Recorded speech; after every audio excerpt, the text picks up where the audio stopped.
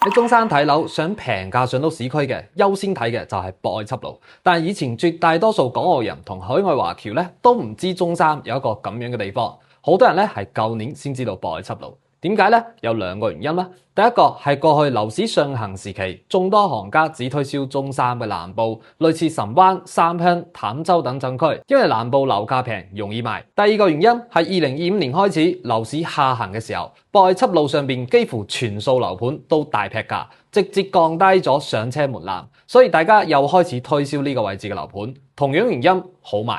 如果話市場好嘅時候咧，大家推南部，我係唔認同嘅。但係市場唔好嘅時候咧，大家都推市區，呢一點我係認同嘅。因為越係下行嘅時期咧，大家先明白優質資產嘅重要性。而喺幾乎大多數城市裏面啊，市區樓盤嘅價值係會遠遠高於偏遠郊區嘅，中山都唔例外。而博愛笈路咧，雖然唔係中山最好嘅地段，但係佢對比中山好多區域嚟講，都屬於上游。咁你點解需要睇呢個位呢？因為呢個位除咗位置好之外，目前嘅樓價基本都平咗一半以上，甚至乎咧佢係劈價最嚴重嘅一個區域。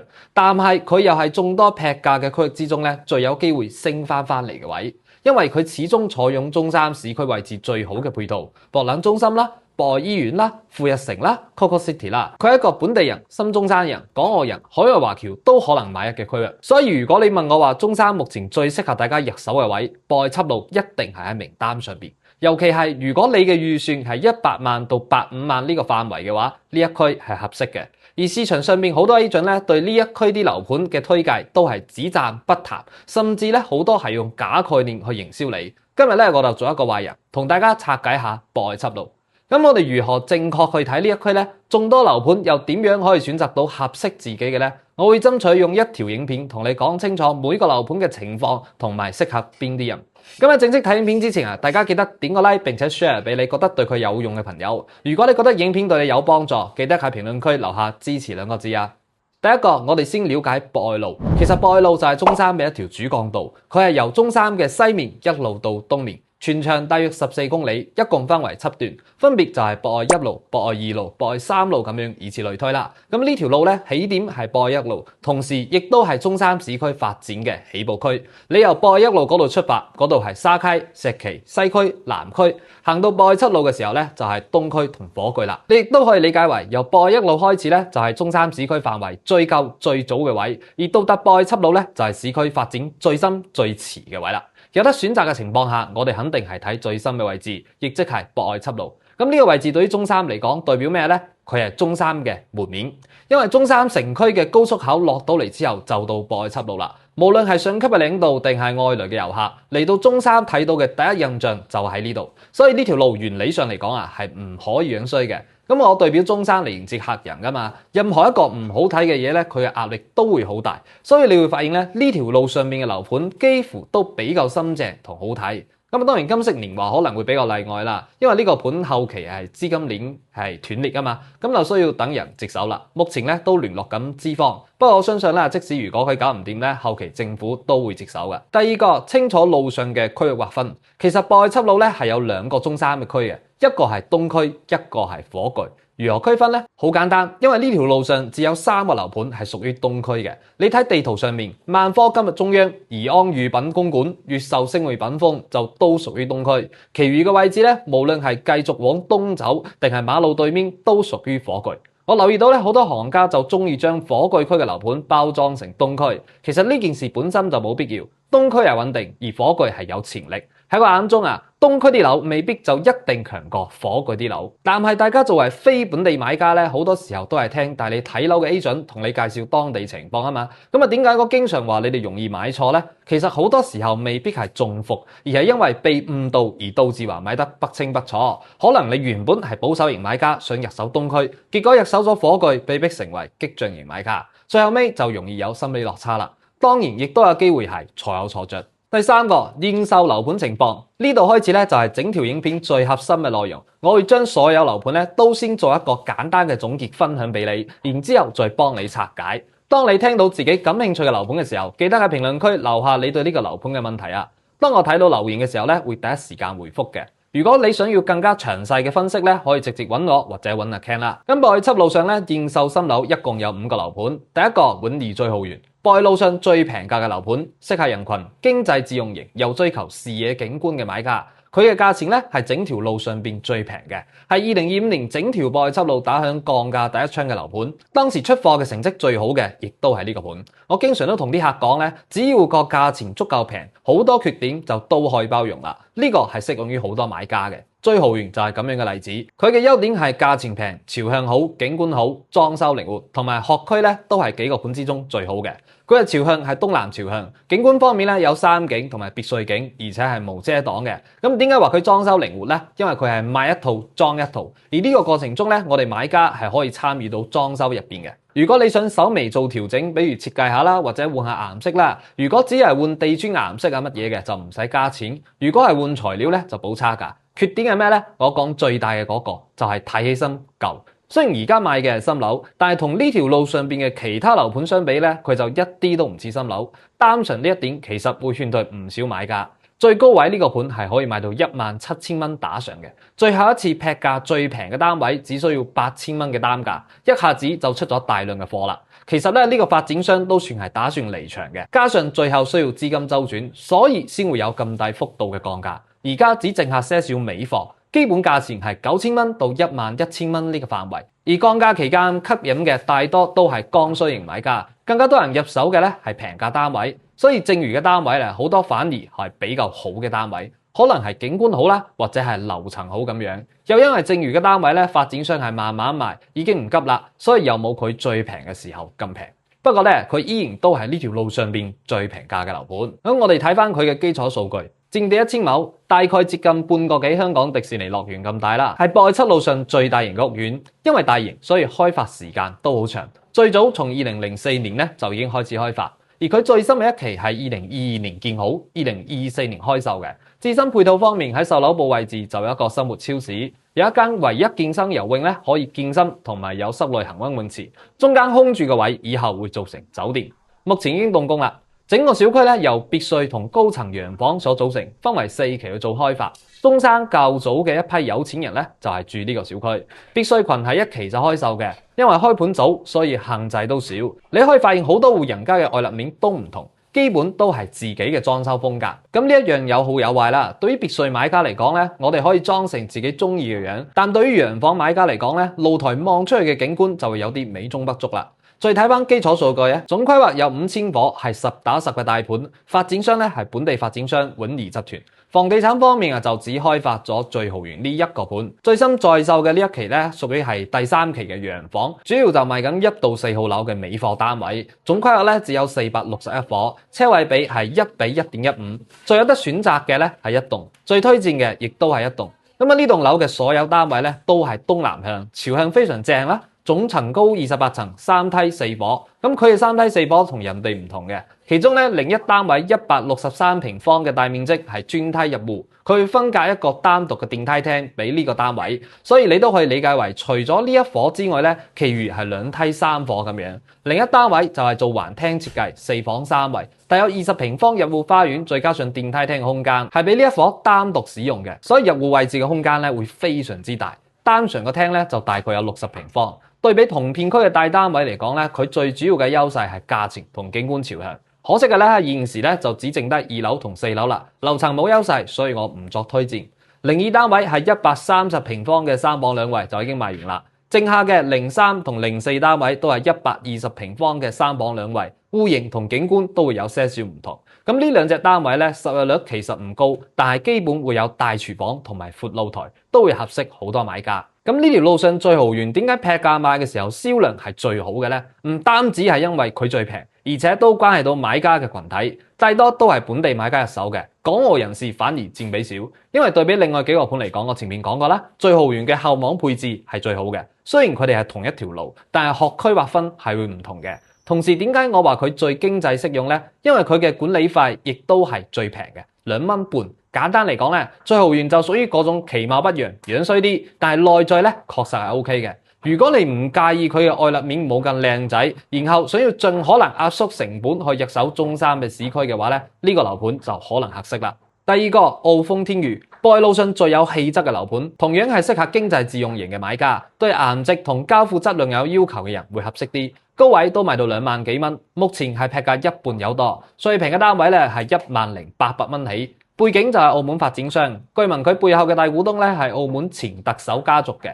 咁啊，整個盤咧主打嘅賣點之一就係交付質量。樓盤方所用嘅宣傳標語咧就叫做港澳精工，咁包括佢嘅建築工藝同交付標準。咁呢方面咧喺同條路上算係有優勢嘅，不過咧就唔會好大優勢。因為華虹同新天地都係話自己交付質量好高，而我個人咧一向嚟對任何發展商嘅交付咧都唔會抱太高期待，因為無論點咧都叫做集體裝修、集體交付。我認為工藝上咧係好極有限嘅。如果你真係對裝修好大要求，肯定係要自己裝嘅。我都接過一啲買精裝樓嘅買家嘅單，買完之後咧又揾我將佢全部推過，再重新裝過。所以咧，對於發展商呢樣嘢咧，我個人未必會太過於注重。不過發展商有標榜出嚟嘅交付，我都係會同大家講清楚嘅。咁睇翻基礎數據先，澳豐天宇咧佔地75000平方，容積率只有 1.5， 由9棟住宅同埋別墅組成，屬於中小型嘅小區。咁呢個容積率咧係好舒服嘅。乜嘢係容積率咧？有啲接近香港嘅地積比。舉個例子咧，就係1000尺嘅操場上邊企住50個人，咁容積率就會好高。如果企10個人咧，容積率就會變低啦。而一般高層住宅嘅容積率，如果超過5.0嘅，就基本係建築垃圾啦。大部分樓盤咧係3.0左右啦，所以1.5嘅容積率其實就好加分。再加上咧一字排開嘅流動佈局咧，就讓大部分嘅單位都可以有比較開揚嘅景觀視野。外立面都整得好好睇，係用咗針石漆同埋花崗岩嘅材料鋪裝起身嘅。再加上咧有大量嘅雙層嘅 Low-E 中空玻璃做點綴咧，咁啊就更加好睇啦。而佢呢種外立面啊，即使時間長咗，都會相對冇咁容易顯舊。小區嘅園林咧就設計唔大，但係設計得都好骨緻，適當嘅樹木、水景、站道搭配一齊咧都幾出片。作為中山嘅門面當當之中咧，佢係最靚仔嘅。咁至呢一類樓盤帶俾我哋嘅咧，其實更加多嘅係情緒價值，主要就係因為靚仔。咁啊，其實佢企高位咧都企咗好幾年，一直到舊年先劈價賣啦。咁啊，大概率發展商都係打算離場啦。目前銷量都唔錯，同最豪園唔同嘅係，而家呢個盤嘅港澳買家佔比係比較多啲嘅。因為之前咧好長時間冇出貨啦，所以樓下嘅底箱係未開嘅。咁至深大家可以用到嘅配套咧，短期內就只有一個游泳池同羽毛球場啦。目前呢個盤賣咁就6棟、9棟同11棟，全部都係26層高嘅總層高，其中6棟同11棟係87平方到120平方嘅3至4房，但係一線品牌裝修現樓交付，單價10000叉起，咁啊最貴嘅單位咧都係12000、13000到嘅啫，而9棟咧係大單位兩梯兩伙，面積段係173平方，無坯交付，單價就12000蚊起。咁呢度點睇咧？大多數買家入手咧都係剛需型房型為主。以前咧82平方咧都算係改善戶型啦，但而家市場主流係推出越來越多超過85平方實用嘅房型啦，所以咧其實而家嘅82平方都慢慢變成剛需戶型啦。大多買家咧主要就睇6棟同11棟，戶型係一樣嘅，差別就在於話咧6棟嘅視野景觀會比11棟嘅視野景觀會好好多。6棟係偏東南向，11棟係偏正南向，因為咧呢兩棟樓都比較靠內邊，所以基本就唔會有太強嘅主道路噪音啦。現時在售嘅單位咧喺整個小區入邊都算比較好嘅。咁先講房型，都係直接幫大家做簡化。100萬樓下咧就睇88平方同89平方嘅單位，但係我都係建議一定要將個預算調高少少，上到104平方或者120平方。點解呢？因為88同89平方都係只有一個洗手間，呢種房型唔係話你自己住得舒唔舒服嘅問題，而係將來喺市場上實在太難轉手啦。喺中山，常規嘅2房1衛都逐漸被淘汰，3房1衛更加係眾多房型之中最一言難盡嘅，所以我都會建議你將目光放喺104平方同120平方。至於戶型方面咧，其實都算常規戶型，就冇太多亮點。其中104平方係3房2衛嘅豎廳雙露台，82平方嘅表現會好啲，4房2衛，然之後可以有南北對流嘅雙露台，主露台有7米長，副露台有5米半。如果選擇減少一間房嘅話咧，都可以改成大環廳，咁啊空間感就可以強好多啦。值得一提嘅反而係佢嘅戶型分佈方面，120平方嗰隻咧係單獨一個位置，私隱性會大大提高。咁啊着重咧就了解下佢嘅交付標準啦。入門位咧係3星嘅電子智能門鎖，全屋西門子嘅開關，地板係杜格拉斯拋光磚，定制嘅電視背景牆，全屋美的空調。空調方面咧，客廳就係風管機啦，房間就係掛機。廚房嘅交付咧有兩把歐普嘅牌子，三件套係方體，櫥櫃係法國索菲亞，星盤係德國朗治，水龍頭係美國摩音，廁所位咧就都有歐普嘅浴霸，水龍頭花灑等結櫃咧就都係摩音，而主燈咧係雷士照明，地磚係杜格拉斯嘅防滑磚。可以睇到咧，發展商公示出嚟嘅就都係一線大品牌，佢嘅交付變相又係一種減少購房成本嘅優勢。用料好啲咧，你住個10年8年都唔會有太多房屋問題。咁啊，總結嚟講咧，澳豐天宇適合嘅買家其實係比較多嘅，因為佢基本冇太多硬性嘅缺點。除咗兩隻3房一衛，我覺得好唔掂之外咧，其餘都係唔錯嘅。價錢又平啦，就睇個人喜好啦。而家最新嘅情況咧，就6棟嘅104平方同120平方已經賣完，11棟雖然有貨，但係景觀就比唔過前面嘅單位啦。所以有興趣嘅朋友咧，可能可以等待下一波7棟嘅加推。第3個華航景逸軒，曾經嘅博愛路王者，定位係中山嘅頂豪圈層，坐擁市區最強嘅景觀，離場前咧終於向市場低頭。適合人群視野景觀至上型，你要留意到我用嘅咧係至上呢兩個字，因為點解咧？呢個盤嘅景觀真嘅喺中山咧係屬於獨一檔。你話佢係市區最靚嘅景咧，都未嘗不可。佢除咗景觀之外咧，佢本身係一個冇配套嘅小區，最多只有門前嘅一排底商。你想要健身房啊、泳池啊，就需要行到隔離最豪華樓下先有啦。可能發展商最初頭咧就係想設計成一個盡量安靜嘅樓盤吧。另外咧，佢戶型又做得比較差，實用率好低。咁呢個就係我話，如果你係景觀至上嘅買家，又中意安靜咧，咁就可能合適啦。呢個盤最高位嘅時候係可以賣到3萬幾蚊一平方嘅。咁而家發展商準備離場，就將剩餘嘅單位攞出嚟大劈價。咁而家呢個曾經嘅樓價天花板啊，而家最平嘅單位11000蚊起就可以買到。咁如果話單純為咗個景觀咧，11000蚊可能唔抵，但係佢雖然降價，但係冇降交付質量。發展商原定嘅交付宣傳就話最少係3000蚊一平方嘅標準，包括入門位嘅鞋櫃啦、餐邊櫃啦、客房嘅衣櫃啦、全屋嘅空調啦，都係交付標準。廚房3件套咧就用咗一隻叫做法格嘅牌子，睇起身都幾高級。不過咧，因為呢啲單位啊都係幾年前整好嘅，所以今日再嚟睇咧，款式就已經係偏舊款啦。啲單位空置幾年冇人住咧，亦都會有老化嘅情況，所以亦都會有啲客咧會重新裝修下。咁啊，睇翻基礎數據，華航咧係中山嘅本地發展商嚟嘅，過往喺中山做嘅盤幾乎冇一個係平嘅，都係靚位或者話有靚景。喺東區咧仲有一個龍悅軒同埋喜悅軒，高位都係賣到3萬幾。而家另外呢兩個盤都一樣係大劈價出嚟賣，咁啊後邊出新影片講東區嘅時候咧，我會講到嘅。總之華航咧一度喺中山嘅本地發展商入邊啊，就一個睇起身實力超強勁嘅發展商啦。而時過境遷，而家想離場嘅決心咧，似乎都好強。好在就所有樓都係現樓啦，大家就唔使擔心話收唔到樓嘅問題。咁啊，整個小區好細啦，一共就由6棟高層洋房同埋11套別墅所組成。目前就賣緊2棟、4棟同6棟，其中咧5棟已經係打入咗俾政府，舊年就平賣完啦。咁啊，其餘嘅流動咧，除咗6棟之外，大多都係賣尾貨啦。其實佢呢個流動分佈係幾正嘅，基本唔會有遮擋，可以好好地欣賞面前嘅高爾夫球場果嶺景觀。咁啊，呢度個插一嘴咧，就係呢個高爾夫球場，佢咧就係屬於長江高爾夫俱樂部嘅，旁邊係長江水庫，背靠五桂山，依山而建，被譽為東南亞地區頂級球場之一。並且咧，佢 A 場嘅第8棟、第18棟，B 場嘅第4棟同第18棟，均被列入中國18名棟，而且曾經咧獲得中國10佳高爾夫球場、全球最佳500名棟等榮譽，連續多年蟬聯中國最佳球道草坪保養獎，都幾犀利嘅。咁你可以睇到咧，呢個景觀係真係相當無敵啊！而最受流動嘅景觀方面咧，2棟係最好嘅，4棟開始咧就會差少少，而去到6棟就基本冇景啦。朝向方面，2棟係正南，4棟係東南，6棟就係正東。咁啊，講到高爾夫果嶺景咧，細心嘅朋友就會諗到，哇，咁大個球場，平時要養護噶嘛，咁啊農藥一噴會唔會對我哋啲身體有危害咧？係唔係想要呢個景就必須要封窗咧？嗱，呢一樣早排一位經常打 golf 嘅師兄咧就同我普及過，其實呢樣嘢就已經冇大家個印象嘅咁誇張啦。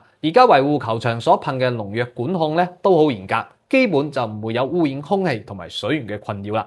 咁繼續我哋再睇翻戶型，2棟就主要2個房型，分別係98平方同133平方，中間2伙咧0203單位就係98平方嘅3房2衛，兩邊0104單位就係133平方嘅3房2衛。你會發現佢咧無論大單位定係細單位都係只有3房。點解咧？如果你嚟到現場睇就會知，佢實用率唔高，甚至乎可以話係極其之低。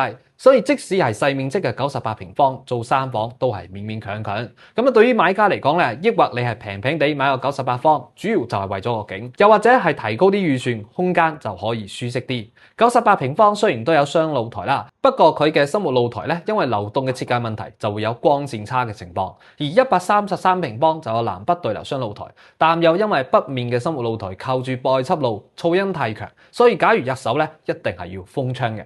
而4棟嘅情況同2棟相似，都係中間2個細面積，兩邊2個大面積。但整體面積段都上升咗。0203係112平方嘅3房兩衛，0104係146平方嘅4房兩衛，戶型有少少相似，但整體空間咧就大啲。呢種情況點選擇呢？我就建議細面積你就選4棟嘅112方，大面積你就選2棟嘅133方。首先你要企喺未來接手你樓盤嘅人嘅角度去考慮啦。咁啊呢個盤98平方實在太細啦，而146平方咧做咗4房之後又一啲都唔舒服，而且4棟嘅景觀咧又冇2棟嘅咁好。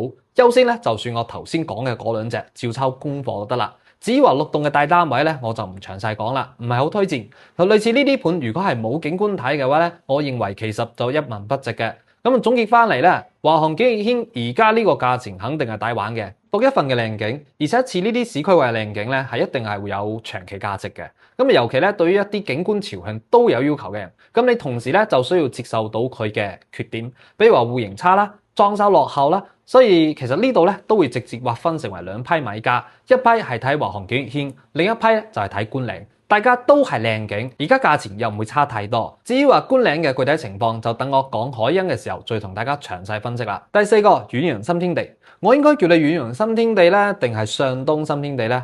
嗱，呢個盤咧就改過2次名嘅，佢最初頭就係叫做遠洋新天地，後嚟一期賣完之後咧就改為叫做上東新天地。你可以理解為遠洋喺中間咧係設咗牆嘅，而最近推出最新一期嘅23棟同24棟之後咧，遠洋又重新一場啦。所以其實呢個盤咧真實嘅背景就唔係遠洋，遠洋係負責營銷同埋物業嗰一塊嘅，真實嘅背景咧就係合和實業啦。咁啊呢個盤咧係攞過尖天佑園林金獎嘅，配套齊全，交付都唔錯，樓下就有樣樣巴士同埋城市候機樓，適合人群咧通用嘅。呢個評價咧，似乎就唔係好有指向性，係嘛？因為呢個盤咧，其實而家喺呢條路上嘅競爭力實在太強啦。除咗景觀唔係主打之外咧，其他嘅都可以攞出嚟同其他盤 PK， 甚至乎好多方面係好過人哋添。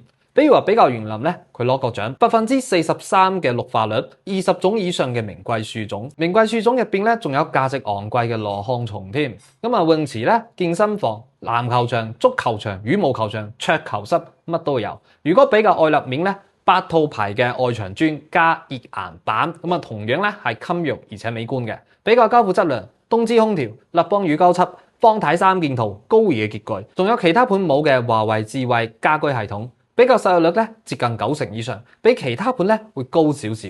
最後再比較價錢10000叉起，咁我就唔係想吹捧呢個小區啦。睇得個片多人都知咧，我從來都唔誇大其詞。而喺呢個盤目前喺駁氣路上，佢就係明面上最強嘅，冇對手嘅。咁啊，假如你其他盤都睇唔啱嘅話咧，睇佢就冇錯啦。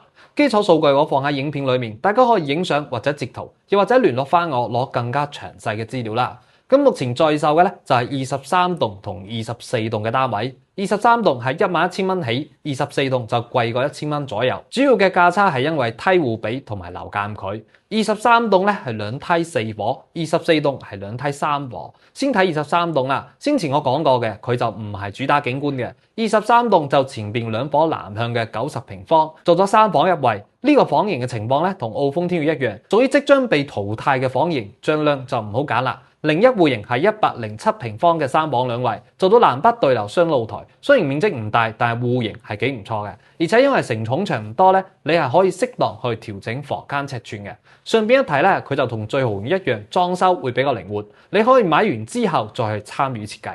不過107平方咧，目前就已經賣完啦，所以你可以將目光放喺02單位。02戶型係114平方嘅3房2衛，同107平方嘅格局咧差唔多，不過空間就會大少少。23棟就比較合適剛需型嘅客戶，同時23棟咧係冇景觀嘅，而24棟咧就比較適合改善型嘅買家啦。兩梯三伙，另一戶型係南北對流嘅127平方4房兩衛，主露台係朝北向，同23棟嘅戶型咧差唔多。咁呢兩棟樓咧靠出邊嘅嗰幾伙啊，主露台都係比較開揚，有山景可以望。不過短期內咧下邊就會有一啲鐵皮倉庫，就比較影響美觀。將來會拆啦，但未知幾時。所以如果你選擇靠出邊嗰啲單位咧，就盡量買高啲啦。如果南向嘅單位啦，反而就係買矮啲，望園林嘅景觀會更加好。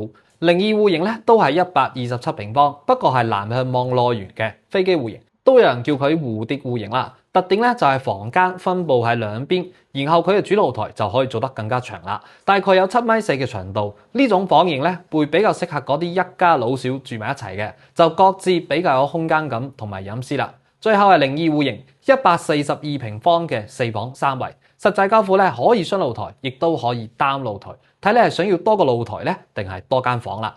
做咗還聽啦，戶型可造性都幾高。咁啊總結落嚟咧，新天地係所有項目之中綜合評分最高嘅。如果你目前咧睇緊呢區呢個盤，一定要睇下。我唔係幫佢打廣告嚇，我邊個盤都可以賣，只不過目前咧我認為佢係好啲啫。我咧就唔係一定要賣到樓俾你，但係如果你揾我咧，我希望嘅係我賣俾你嘅樓會比絕大多 agent 賣俾你嘅會更加正確。